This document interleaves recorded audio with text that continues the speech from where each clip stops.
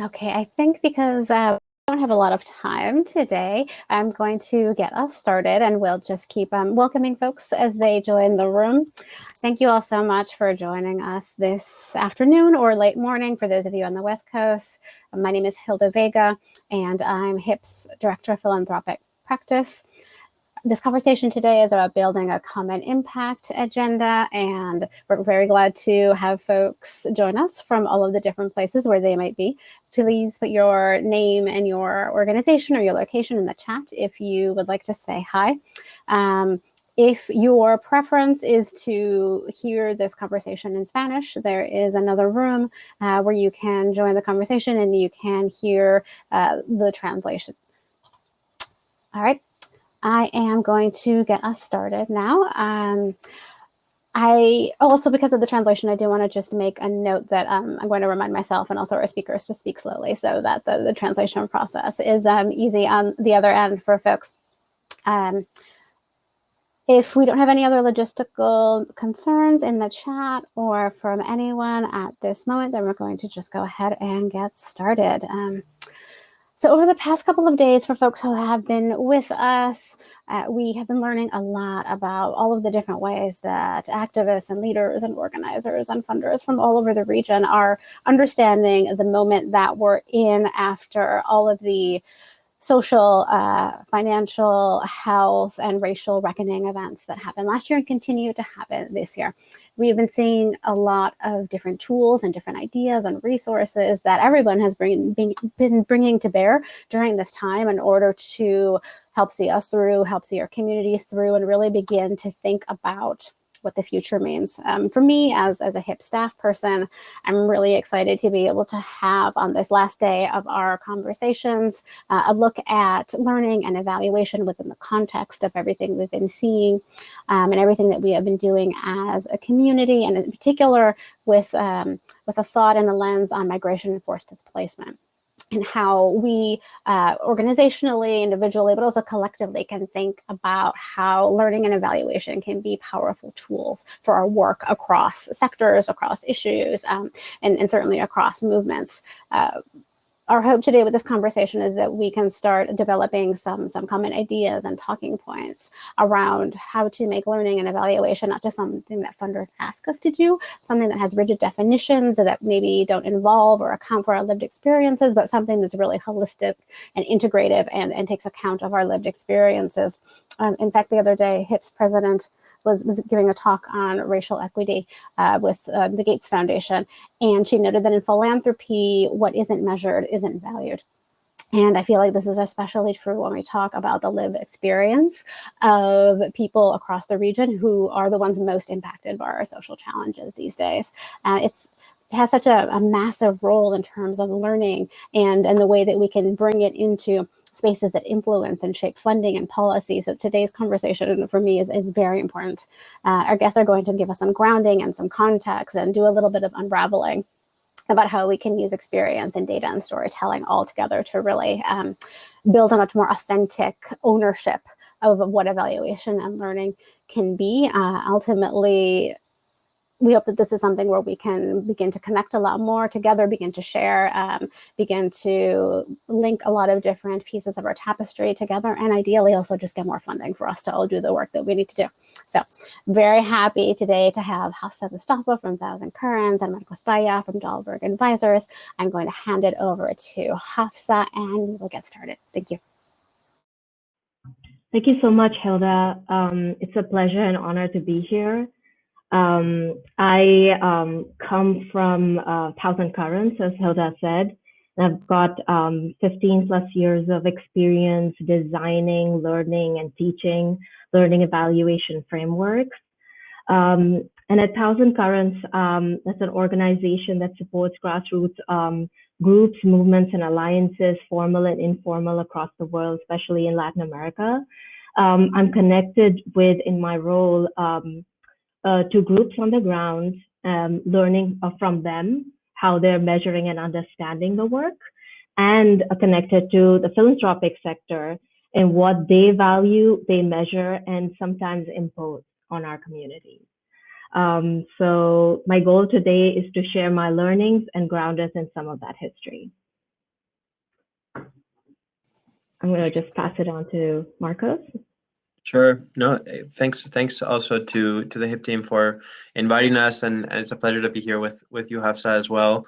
My name is Marcos Paya. I'm a senior manager with Dahlberg in our Mexico City office. Dahlberg is a strategy consulting firm focused on social impact, and both the work we do in Latin America from Mexico City as well as from the U.S. We put a fundamental focus on measuring impact, and so very happy to be here and share some of our experiences and our learning today. I think one of the things that both Hafsa and myself and Hilda in the broader discussion, because we want to make this a conversation with you all, we want to talk about is about the sort of the relevance and importance of measuring and learning, but also about not just the practice of it, but the sharing of power as well, and the shifting of dynamics that are fundamental to ensuring that impact is captured effectively, that there is a virtuous cycle to some extent in how we're using data and how we're learning from it. And so this really matters, I think, to me, but I think to many of us here, because this falls into a dynamic that's both problematic and paradoxical, right? It's part of a sector that is like philanthropy, rooted in wealth and rooted in influence, and a lot of that has to do with grouping resources and coming in with biases and perspectives. So how can we make impact measurement a different way to break through a lot of that? And it's paradoxical too, because as philanthropy has endeavored to be more precise and to be able to measure impact more effectively, that means that practices in philanthropy have become a little bit more short-term, they've become a little bit more project-based, and that places increasing demands on grantees. So I think just to frame a little bit sort of where we're coming from, and where we're very excited to have the conversation today. So I believe we're passing it back to and opening a little bit of a session for polling and asking some questions of the group to get to know everyone. So Hilda, I'll pass it over to you. So we do have some questions for you all. Go next to the chat, there's a little tab that says Encuestas. If you click in there, you will be able to see 2 questions for us to get to know a little bit more about where you are in terms of your learning and evaluation work. So if you want to hop on in there, answer the questions, and then when we have a couple of results, we'll be able to share those with you. So you can keep looking and reading and voting, and then in the meantime, Hafsa, I'm going to turn it back to you, and you can help guide us through the conversation as we go. Thank you so much, Hilda. So I'm going to start with a little bit of unpacking where this need for learning evaluation comes from, and where the discipline is rooted in. We know that the birth of this discipline is connected to the post-World War era, when the governments were rolling out these large social programs, and these large bilateral, multilateral organizations came into being: the World Banks of the world, the IMF, the large aid agencies, UN aid, etc. And the need for them collecting information was really grounded in the question of, are the programs impactful? Are they doing what they're supposed to do? And these programs were top-down. Decisions were made in Geneva or DC.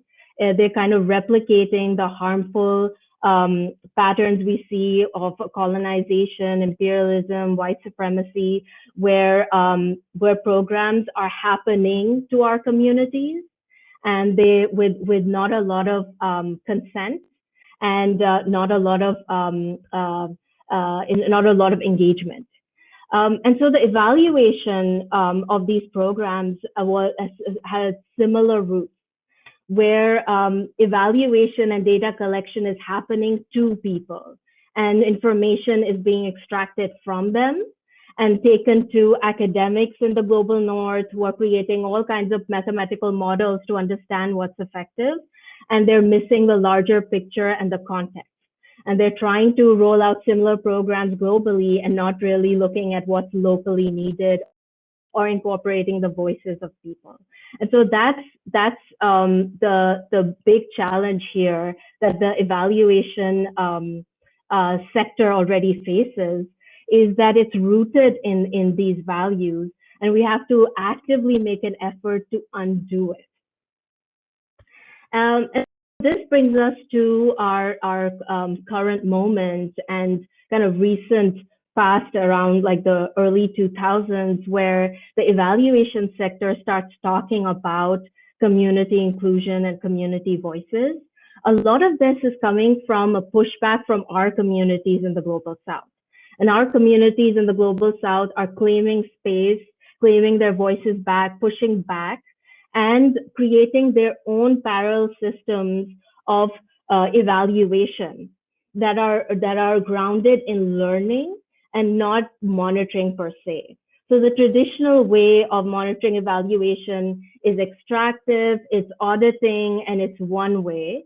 And our people are introducing and pushing back, and we continue to be in this era where we're pushing back, claiming space, and trying to unpack what it means to have inclusive evaluation systems, and fight back a system and this tendency from funders and philanthropy to put our work in boxes and really specific siloed strategy, and not recognize the holistic nature of our work and our humanity.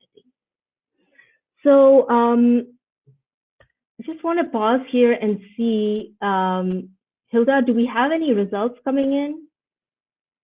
We do. So I'm going to go ahead and show the results. And let me see if you can see that on your side.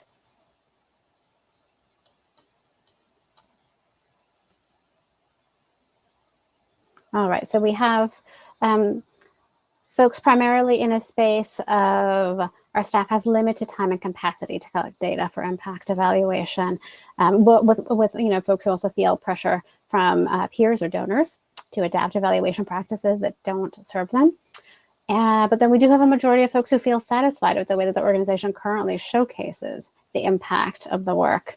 And then we also have a third question for folks. We're going to hop over into do a word cloud.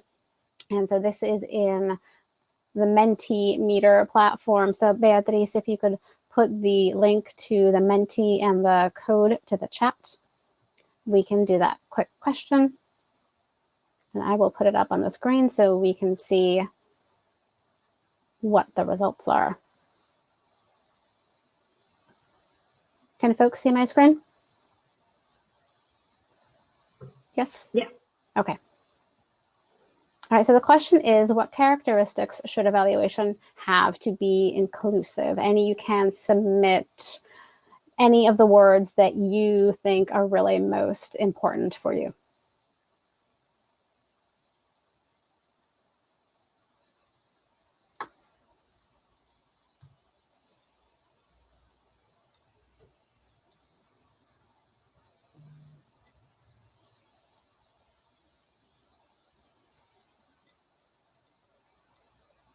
Then as folks submit, the word cloud will start to populate here, but let us know, please, if you're having any trouble getting in.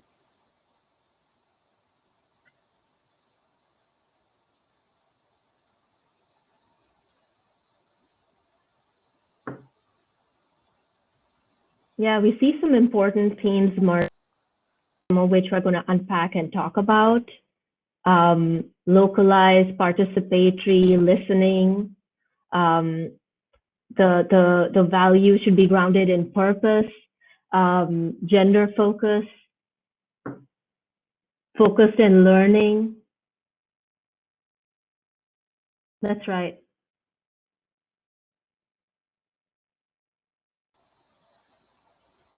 So as these results come in, I can go ahead and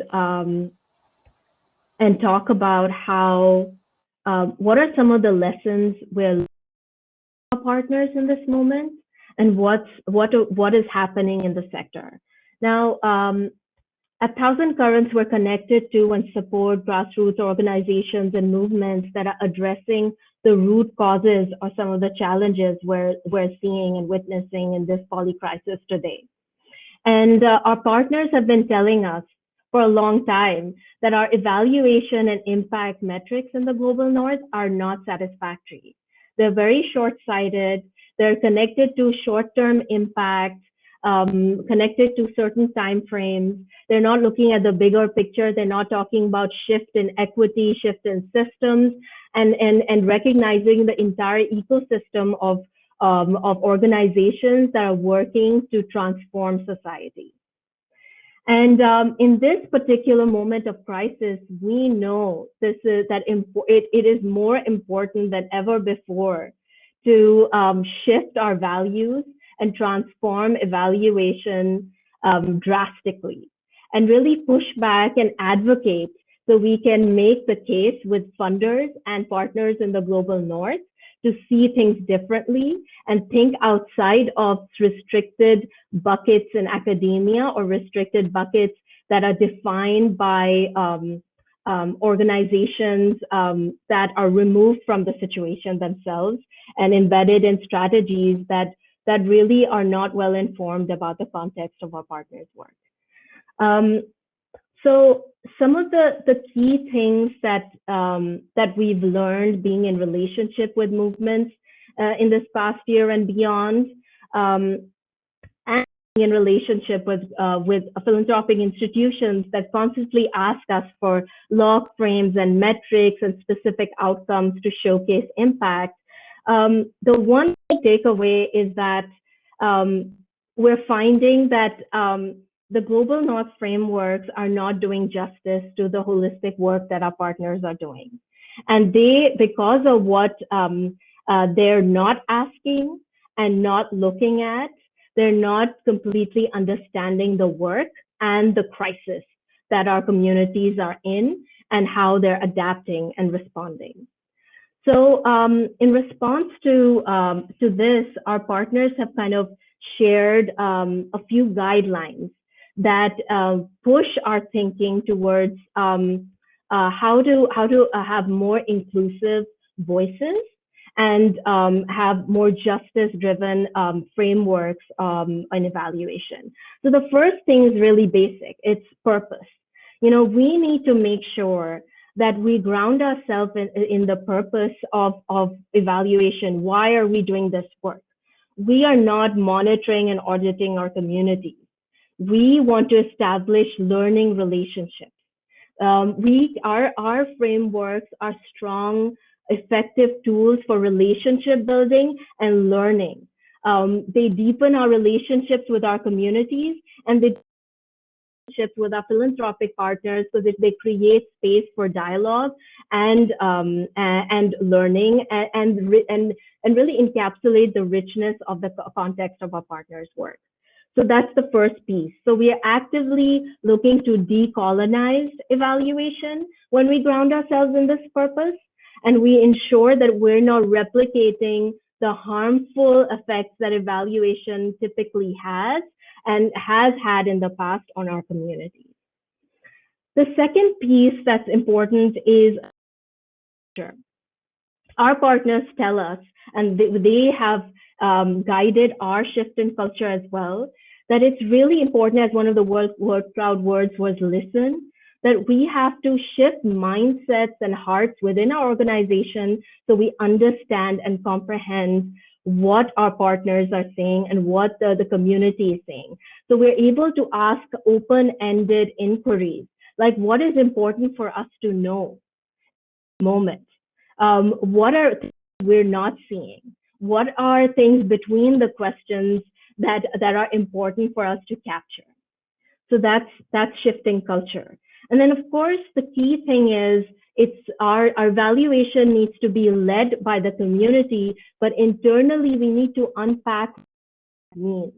What does it mean to us that our evaluation is led by the community? We need to interrogate and investigate the question of permission. How are we engaging them, and in what terms? Are we connecting with them in the way they typically connect with each other when they share feedback? What feels normal and natural as a way to build relationship and gather information? So that's the piece on community engagement and how it needs to be embedded and incorporate the voices of our communities. The fourth piece is about recognizing the entire ecosystem of the work that's going into our sector. Evaluation typically is very siloed and claims to prove we did X and therefore Y happened. And it needs to break out of this and recognize the larger story that our programs and organizations are a part of a larger group, an ecosystem of organizations that are working on a spectrum of issues that are meeting immediate needs, building long-term resilience, and advocating shifting systems, policies, and this is our piece and this is what we're doing. So this evaluation framework should be grounded in. And lastly, we learned that there are important concepts that our evaluation process should incorporate and showcase. One is how our communities and our programs adapting, especially in this crisis. Adaptability is not a metric of failure as more traditional frameworks claim. That, program promised to do X, it should have done X, why didn't it? In fact, adaptability and responding timely to crisis is a very strong, important aspect, and our evaluation system to showcase that as a plus. The other piece is how our work is building power in communities and building long-term resilience. So a training is not just a training, but it's impacting lives of people. And how are we incorporating and understanding that, and effort and inquiry towards that. And lastly, to understand the larger well-being of our people in our community. Just to give you an example, one of our partners is Unpacking, an evaluation process that connects with their indigenous cosmovision. And it's trying to understand how its programs are impacting the ecosystem, humans, non-humans, and the well-being and happiness of people. And you can't measure that in a question or a survey. So that's the holistic nature. So I guess I'll end with the larger ask that shifting this practice and undoing the harms of this discipline is a collective work. And all of us need to get together and do it together and really push the boundaries, because this crisis is a window of possibility. And I'm going to just end there. Thanks so much, Hafsa. I think lots to take in. I think I'd like to complement that and sort of build on that a little bit with some of what we've learned in a very applied way across a lot of our different project work. Often where Dahlberg is a little bit in the middle between funders and grantees, playing a little bit of that intermediary role.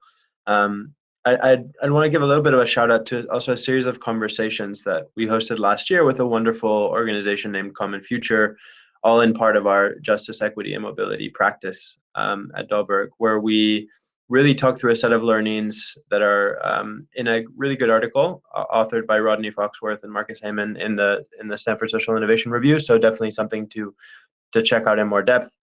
And within our own organization as quote unquote a facilitator of impact, we also are thinking quite at length about how do we measure and learn from impact that is often primarily indirect. And so something to embed. There are many different sort of layers of this, and many different sort of waves or ripples to which impact is generated.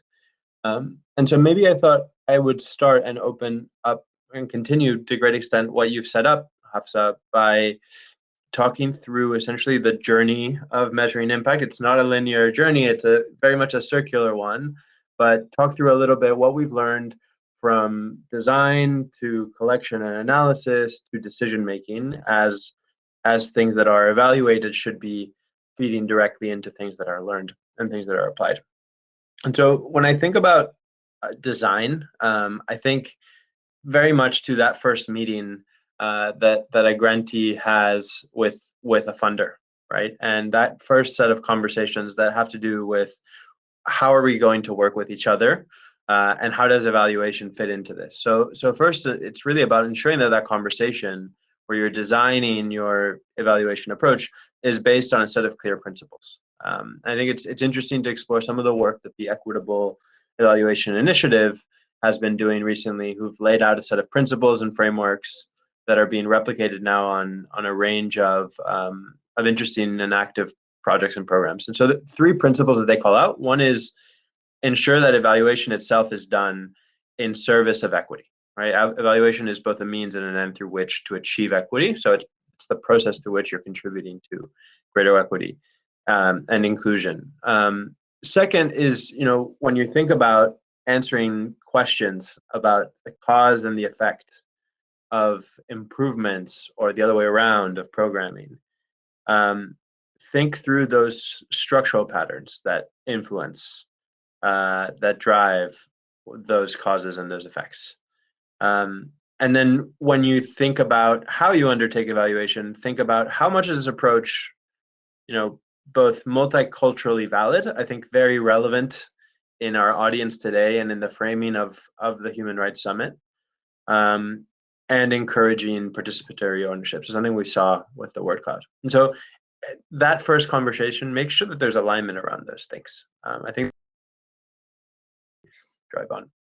I think it's often also too frequent when you start the design and start to build out what is my evaluation framework, that there is a disconnect in values too. And you touched on this a little bit also, Hafsa, but it's too frequent that funders request data that is not in line with either the activity or the values of the grantee.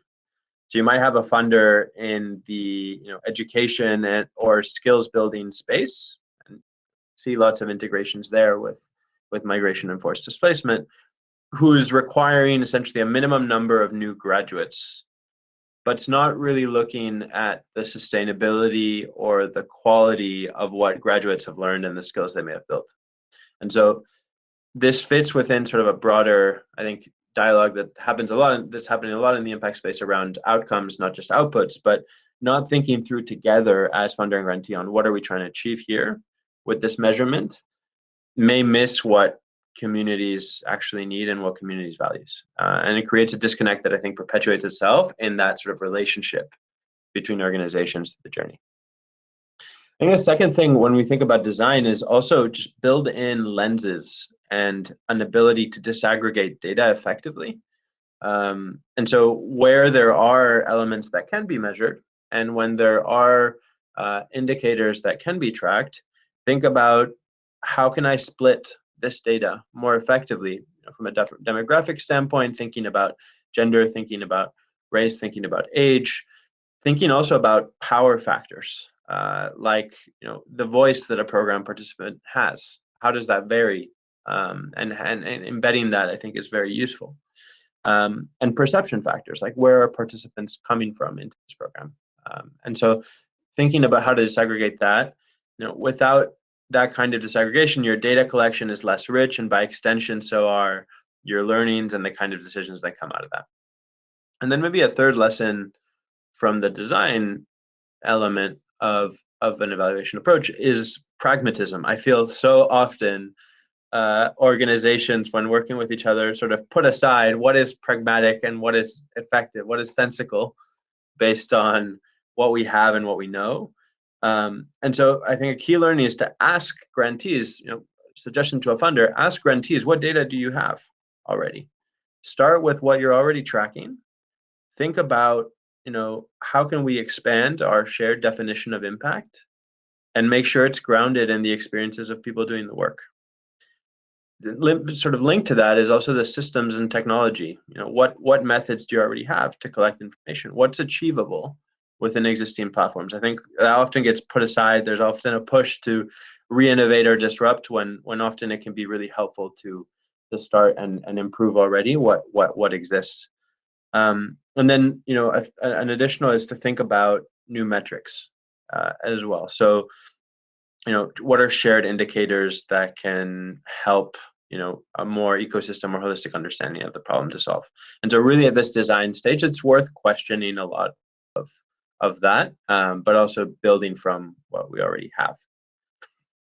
With that in mind, I think when you evolve and you move into much more a sort of collection and analysis of information, when you're starting to really measure the impact live, I think a few really important lessons that have a lot to do with not just what you're collecting, but how you're collecting it and what you're asking of others.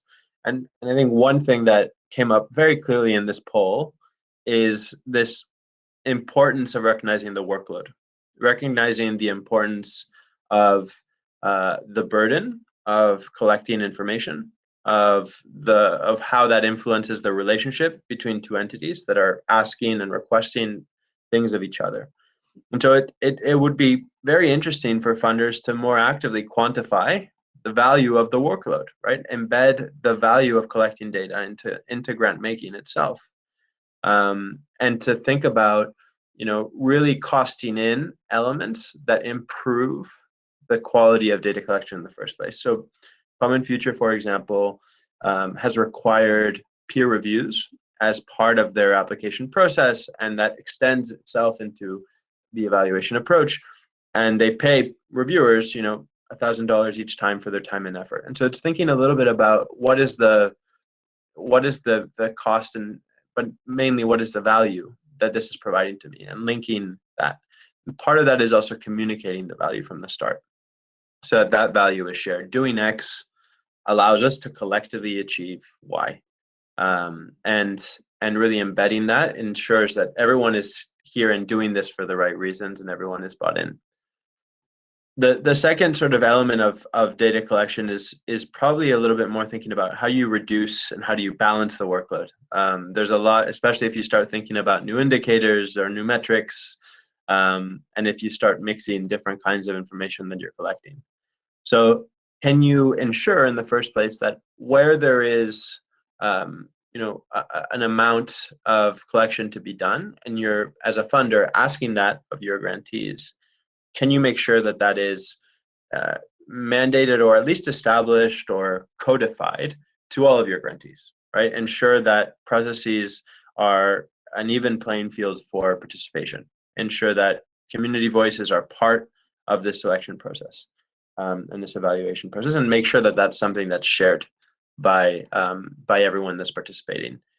And then think about how can you simplify, how can you streamline. There are good examples of flexible platforms, responsive platforms that don't require organizations to necessarily have to undergo a huge change management process.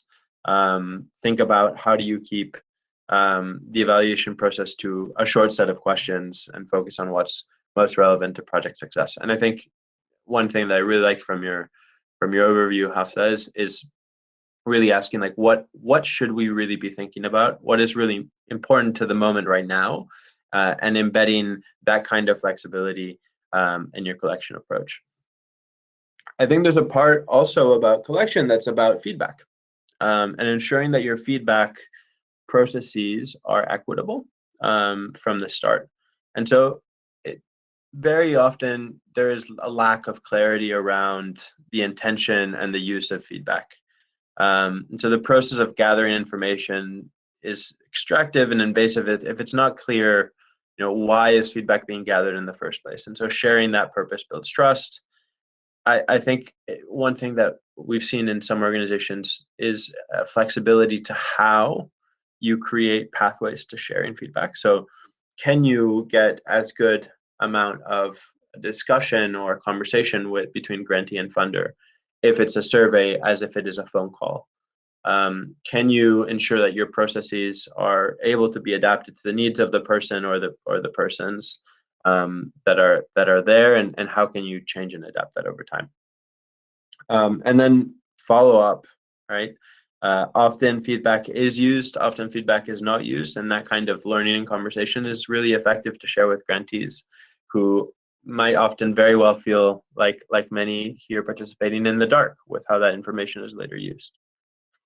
And then maybe the third section, when we think about, not just design, not just the collection, not just the analysis, but also the decision making, is ensuring the right voices are in the room. And so a very sort of tactical recommendation could be, in the importance of boards and governance in the funder ecosystem.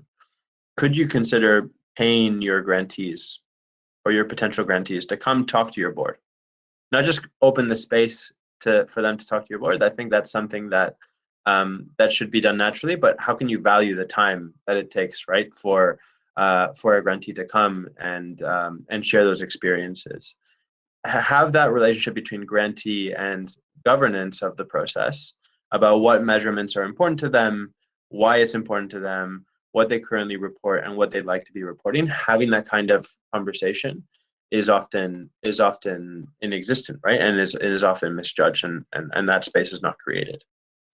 And so all of this to say is that, over the last 12 to 15 months, as we've been working through this new reality and the different practicalities of collecting information and working through impact information between partners, it's forced us to also reckon with the fact that there have been, I think, significant shifts in practices of how this is done. But at the end of the day, there's been quite limited progress in how power is shared through all of this, right? So last year we undertook a survey of many philanthropies in the U.S., and we learned that approximately 60% of respondents are really shifting their, what they do and how they do it, right? They're increasing their giving beyond their levels in 2020. They're increasing by almost 20% of how much they're giving.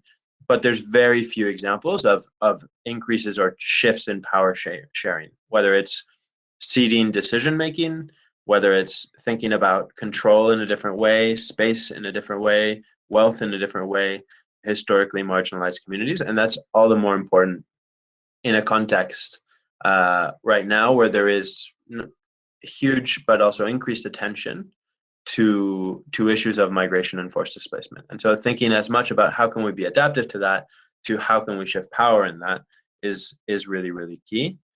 And that's really about thinking about flexible grant making practices for existing grantees. That's about thinking about support beyond the check through technical assistance. That's about adjusting your operations in order to support your staff. But that's also about really thinking about delegating in different ways. It's about questioning where power is concentrated in your processes. And so, many of these restrictions and many of these reflections, indeed, that I think we've shared today, come from changes that most immediately take place on the funder side. A little bit because of also sort of the perspective that we've had sort of looking at this. But I think at the end of the day, these should be recommendations. These should be changes that are influenced by that bilateral relationship between grantee and funder. These should be part of the conversation. These should be expectations that are set by both parties. And ultimately, these reflections should be used in a two-way conversation. So happy to share a few additional reflections at the end, but I think we can see if there are any questions coming in or any thoughts as well from Hilda, Hafsa, that have come up through this discussion. Thank you, Marcos, and thank you, Hafsa, also for your comments. Looking at this whole spectrum of how do we think about, how do we unthink in terms of evaluation and learning, and how do we make this space really more of our space as opposed to an imposed space. As we wait for questions to come in through the Q&A, and folks, please don't be shy. Go ahead and ask whatever you want. I'm wondering, Hafsa, if you had any reflections on what Marcos shared, and then I'm not going to lie, I have several questions, so I'm happy to share those too. Yeah, absolutely. I think that I think one big kind of takeaway for me is power sharing is a challenge. We see that in evaluation, there's a lot of lip service equity, and community-led voices. And some of the challenges in operationalizing practice without values is that we again replicate some of those um, um, harmful colonized way of extraction in evaluation, and assume that we just used a different method, and so that doesn't happen. For instance, Marcos, you talked about peer review, and you talked about how participatory giving, and so that in theory should share power and should kind of decentralize processes. But I've also seen that being operationalized in very extractive ways. And so it comes back to the idea of culture change, mindset change, and values to ensure that we're not just giving token power to communities. That's why I talked about consent. It's so important that if we want to understand how to include communities, we need to understand what consent looks like. As an intermediary, if we're asking our grantee partners to participate in our learning, do they really have the choice to say no? Is there enough trust in that relationship that they can push back and say, actually, no, we're in a crisis. This community-led agenda is on you. You need to work on this. We're the frontline communities. We're going to do that right now. So it really comes back to relationship building and trust. And what we're learning, there isn't a lot of progressive movement. We see a few organizations. I mean, a lot of them have started giving funding without any strings attached, emergency funding. Suddenly there are no reporting requirements. Suddenly there are no, log frames to fill out to prove. Like, why couldn't they trust us before this crisis? What changed? Like, we're the same people doing the same work. So it's really like the anecdote to these oppressive systems is relationship building and coming back to the values, and that takes time and that takes resources, and we recognize that. We ourselves face that with foundations, and we've had a certain amount of success after years of filling out complicated reports and log frames trying to prove that our partners are doing what they're supposed to do.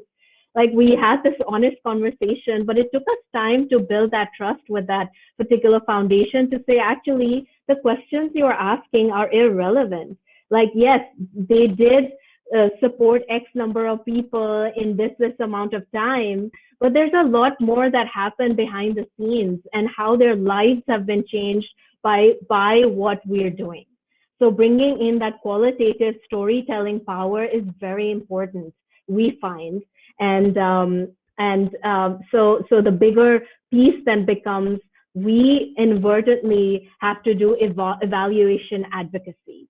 As we're designing our own programs, ensure that they're adaptive and ensure we keep those conversations going and continue to build trust with the same entities that are putting those pressures on ourselves, so they expand their imagination around what it means to do this work, especially in this crisis. I might just add, I think your point around trust lands super well. It resonates super well. I think trust shows up in different ways, inside and outside an organization. You can think about how resources are controlled, and when you think about the amount of money that is moved through philanthropy, 95% of that sits in financial markets, right? 5% of it is moved around in a highly controlled way. So how can you think about obviously increasing that or changing that mix a little bit, but thinking about who holds a little bit more of the control or the balance over those resources in the first place? And how can you think about transitioning maybe to community boards as a way to govern that a little bit more, in a way that has equity baked in the institution of it in the first place? And one thing that we saw as well from our philanthropy survey last year, and I think we can put a link in the chat as well, is really around power concentration within within the donor, within the funder, in the first place? How can you think about devolving power to staff in a way that splits out where that concentration takes place? And that's trust within your own team. That's trust with voices that are more diverse, that are closer to probably many of the relationships that you're seeking to evaluate in the first place. So just some thoughts there that I think are really relevant to think about this broader idea of trust. And thank you for bringing that up. I do see that we have one question right now. It's from Mindy, and it talked about grant making organizations listening to grantees. Often grantees have access to only the local grant manager that often has focus on current metrics, applications, parameters, etc. Suggestions for how to gain access to leadership or to power structures so grantee voices can be heard. That can seem daunting to a local community-based NGO. Super key question. I think that hinted a little bit to the answer I was giving, and probably when that was being drafted. I think, how can you as an organization that is receiving funding think about pushing back, not pushing back, but influencing to some extent the power structure itself? And so think about, can you engage with grant managers who are closer to you? They may not be senior leadership, but who could be more empowered. So maybe ask them, to what extent can we build a structure in which you have a little bit more authority, or you have a little bit more of the concentration of influence that allows you to make decisions and call some shots. That's not about relying on a concentrated amount of power at the top. Secondly, think about what are some of those kinds of governance structures that you can create with them. And how can you as an organization help set up, for example, a community board that helps manage and helps guide the resources that you're receiving? And so you're sort of diffusing a little bit where that power is concentrated in a way that allows for a more diverse and equitable set of voices to be in the room in the first place. So it's not necessarily about setting conditions, but I think what we've learned is it's about, driving that sort of bilateral conversation rather than, feeling that degree of sort of imposition to some extent, just because of the direction in which resources are flowing. Hafsa, would you also like to comment on the question? Yes, Mindy, this is the reality. This is the complicated reality we live in, where so many of these funding organizations that our work depends on produce these horrific power structures and metrics that are so detached from the work. And so we as an intermediary ourselves face that, and we kind of have relationships with a spectrum of organizations, some that are progressive and are on point, and we've been able to break that barrier and talk to them honestly, shift their mindsets, and others that are still stuck on those ways, and we don't have access to decision making within them. And that's deliberately designed in that way. And we have one contact point, we don't have access to leadership, and that's the way it is. And so what we've learned is creating ambassadors within these organizations for our work.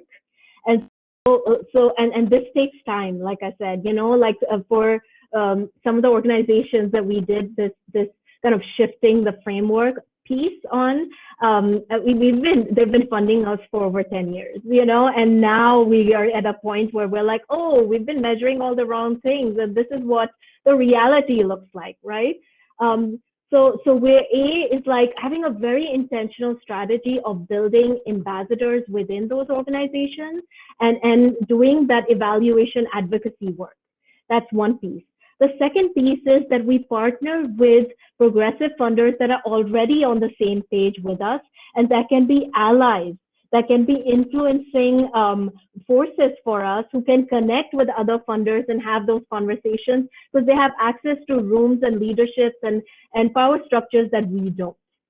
So that's another very intentional strategy, and that's had some success for us. And then the other piece is building stronger alliances with other local organizations, because all grassroots organizations are facing this.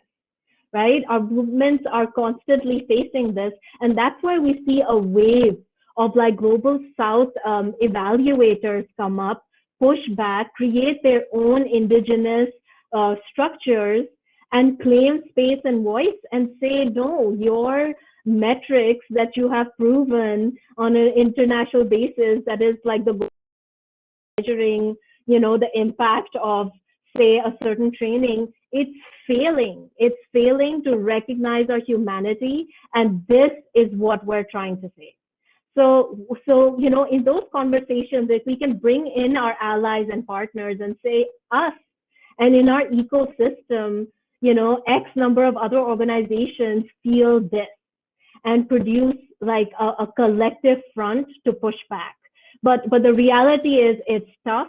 It takes time, and we're certainly in this together. And we need alliances with and we need allies in those organizations, and allies to step up in philanthropy to support us in this work. It is really shifting the paradigm and really breaking through these old ways of thinking, and it'll take all of us.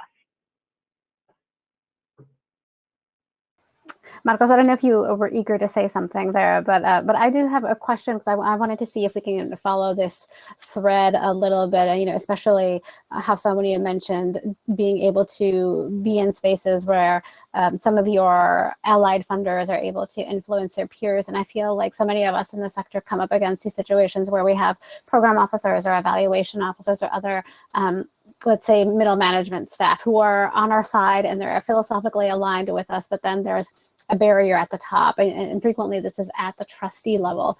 And so I'm wondering if you have some additional thoughts in terms of getting to that space, especially within bigger foundations. I feel like this is maybe an easier process with family foundations, but if we're talking about kind of bigger institutional foundations, how can we get into that place where there's also influence at that level of where folks are making some really fundamental decisions about their practice?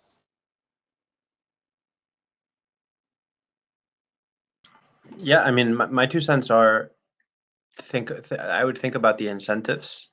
So if the incentive is to collect, gather, and engage on better quality data, make the case of why shifting power allows for higher quality data, right? It's about making that case to the grant manager, I think, where the relationship exists, but empowering that grant manager to have this articulation of advocacy and champions, right?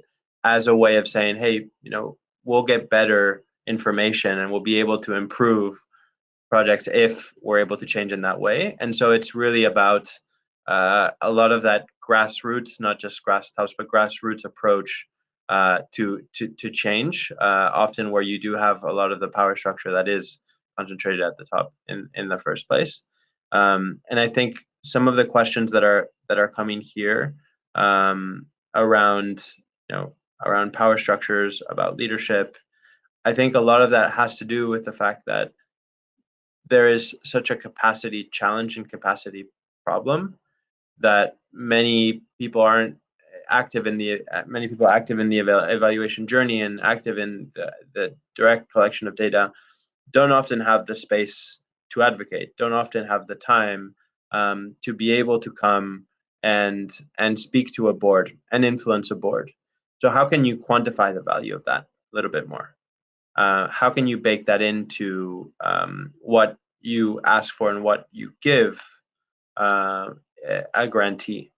And I think that's a push that's happening a little bit more as you calculate, for example, the value and cost of time and unpaid work, for example, which has been something that's being done more broadly in philanthropy. But how can you do that as well in evaluation? And how can you make that cost to value argument something that, for example, a board can pay for in order to create both the incentives but cover the cost of time of having an organization speak with them directly.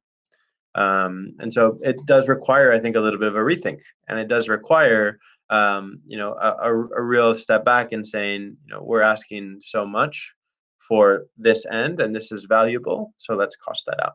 And some of that, I think, does require just fundamental leadership from within. It does require examples. It does require coalitions of some of these leaders and best practices to come together, as Hafsa said. So that's sort of how I would see it. But it does require, as Hafsa, as you said, it does require all of us at the end of the day. Thank you. I want to recognize that we have just a couple of minutes left. So what I would love to do is ask Hafsa if she would like to provide us with some closing or parting thoughts.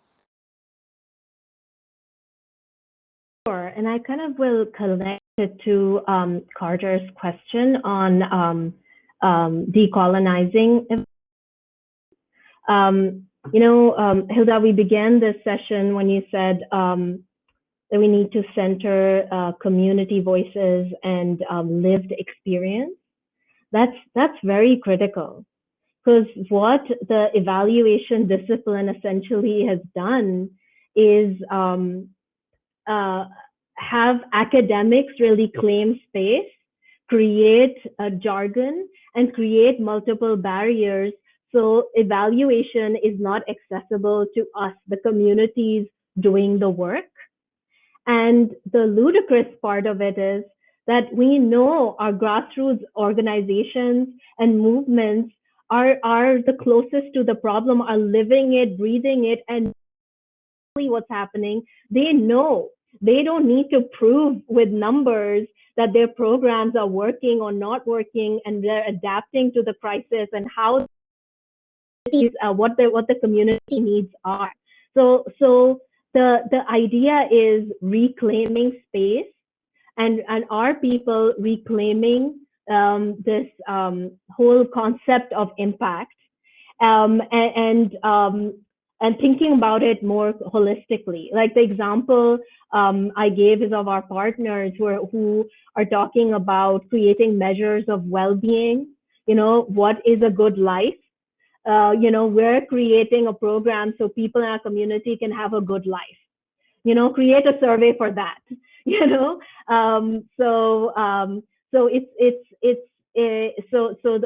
the closing thought is, we need to build alliances. We need to work closely with each other, and we need to believe in ourselves and our gut of what's right, and find creative, non-conventional ways of showcasing it, even if it isn't fitting in the global North jargon of what impact looks like. So that would be the big takeaway. Fantastic. Thank you so much. And I do want to end on time, because I've been told that if we don't end on time, the room just closes. So I want to thank Hafsa and Marco so much for joining us today, and everybody who came into the session and provided their thoughts and comments and participated in the poll. We put some resources for you all in the chat, and those are going to be shared out with everyone from the conference after the events. Just appreciate everyone being here in this space and working together with us. Have a great afternoon. Thank you, everyone. Yeah, thank you. It's been an honor. So much. Bye.